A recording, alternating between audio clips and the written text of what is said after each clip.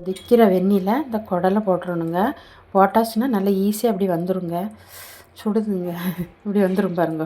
இப்படி தான் க்ளீன் பண்ணணும். நாங்கள் இப்படி தான் க்ளீன் பண்ணுவேன். நான் எப்போவுமே வெந்நில போட்டாலே அது க்ளீன் பண்ண ஈஸியாக வந்துடுங்க. க்ளீன் பண்ணி முடிச்சுட்டு காமிக்கிறேன் பாருங்கள். இப்படி வச்ச உடனே லேசாக அப்படி பிதுக்குன்னு வந்துடும். இது அப்படியே எடுத்துடலாம் க்ளீனாட்டு. கத்தி வச்சு சுரண்டுனாலும் வந்துடுங்க. பாருங்க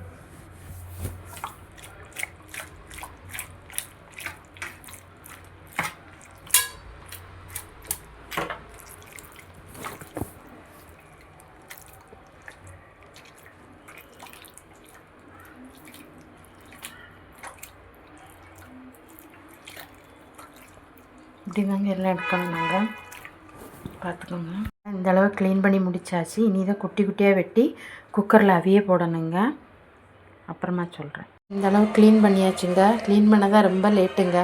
1 ஹவர் ஆயிரம் மினிமம். எப்படி க்ளீன் பண்ணது சிறுகுடலில் உள்ளது எல்லாம் அப்படி பிதுக்கி எடுத்துகிட்டு ரொம்ப கஷ்டம் க்ளீன் பண்ணது. ஏறி குக்கரில் எண்ணெய் ஊற்றிக்கோங்க. எண்ணெய் ஊற்றிட்டு பட்டை, கிராம்பு, ஏலக்காய், 2 பிரிஞ்சி இலை இவ்வளோ போட்டு நல்லா தாளிச்சிக்கோங்க. கூடவே ஒரு கைப்பிடி வெங்காயம் போட்டு நல்லா வதக்கிக்கோங்க.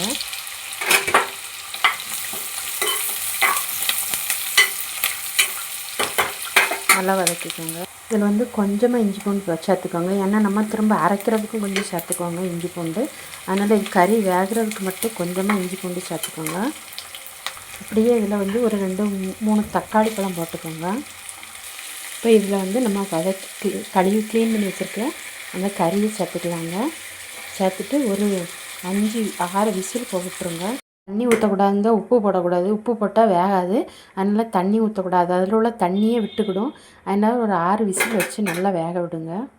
ஜாரில் பட்டை, கிராம்பு, ஏலக்காய், கொத்தமல்லி இலை, புதினா இலை, இஞ்சி, பூண்டு, வெங்காயம், கசகசா, அப்புறம் கொஞ்சமாக தேங்காய்ங்க. அப்புறம் ஒரு கைப்பிடி தேங்காய், அப்புறமா ஒரு 3 ஸ்பூன் குழம்பு மிளகாய் தூளுங்க. இவ்வளோ சேர்த்துட்டு நல்லா மையாக அரைச்சிக்கோங்க. அரைச்சாச்சுங்க.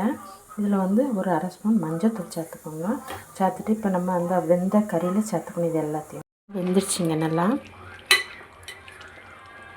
இப்போ இதில் வந்து நம்ம மசாலா போட்டுக்கலாம். அரைச்ச மசாலாவை சேர்த்துக்கோங்க.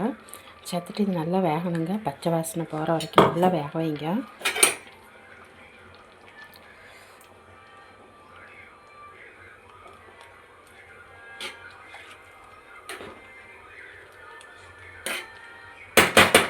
நல்லா வேகட்டுங்க. இந்த ஸ்டேஜில் உப்பு போட்டுக்கோங்க. உப்பு போட்டுட்டு நல்லா கொதிக்க விட்டுருங்க. இதாங்க குடல் கறி. ட்ரை பண்ணி பாருங்கள். ரொம்ப சூப்பராக இருக்குங்க. தேங்க்யூங்க.